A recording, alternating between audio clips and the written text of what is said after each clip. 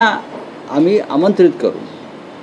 कारण आपण जेव्हा म्हणतो की मराठी एकजूट, महाराष्ट्राची एकजूट, ती एकजूट ही राजकीय मतभेद आणि राजकीय पक्षांच्या पलीकडली एकजूट आहे। आणि आम्हाला या दिल्लीला हेच दाखवायचं आहे। जेव्हा जेव्हा दिल्लीनं अघोरी कायद्यांच्या आधारे किंवा सत्तेच्या आधारे आमच्यावरती हल्ले केले, तेव्हा महाराष्ट्र हा अधिक ताकदीनं उसळून उभा राहील।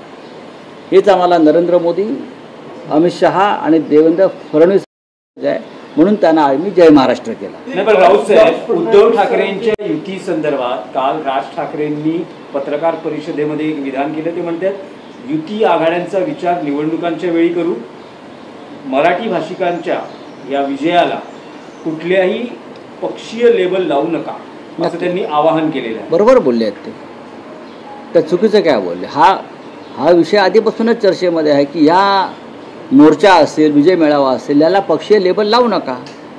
हे जरी खरं असलं तरी या सोहळ्याचं आयोजन हे शिवसेना आणि मनसे एकत्र करते, हे तेवढंच खरं आहे ना, दुसरं तर कोणी करत नाही आहे। या संदर्भातल्या बैठका दोन पक्षातच होत आहेत। या संदर्भात चर्चा श्री राज ठाकरे आणि श्री उद्धव ठाकरे यांच्या हे सुद्धा तुम्हाला दुर्लक्षित करता येणार नाही की आपण असे कितीही बोललो, काही केलं तरी शेवटी दोन पक्षांच्या माध्यमातूनच हे सगळं घडत आहे। पण देवेंद्र फडणवीस यावर म्हणत आहेत की दोन भावांना एकत्र येऊ नये त्यांनी, असा मी कुठला GR काढलेला नाही। त्यांनी एकत्र यावं, क्रिकेट खेळावं, टेनिस खेळावं, हा त्यांचा वैयक्तिक विषय। बघा, देवेंद्र फडणवीस यांनी GR काढल्यामुळे काही शिवसेनेची स्थापना झाली नाही ना, आणि देवेंद्र फडणवीस यांनी GR काढल्यामुळे मराठी माणसं एकत्र आली नाहीत।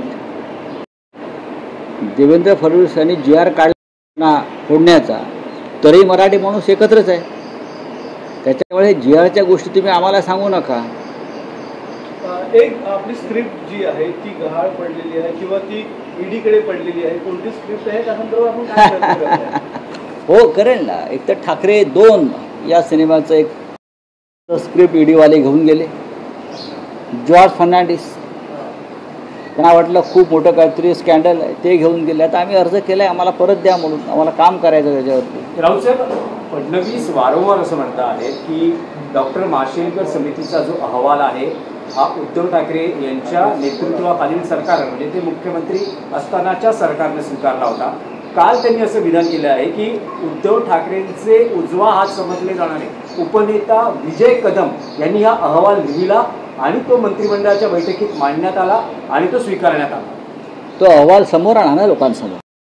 त्यावर काय, तो जो अहवाल आहे तो स्वीकारला, त्याच्यावरती काय कार्यवाही केली, तेव्हाच्या कोणता GR काढला, हे समोर आणा। तो GR जसा देवेंद्र फडणवीस यांनी मुख्यमंत्री म्हणून एक GR काढला, हिंदी त्रिभाषा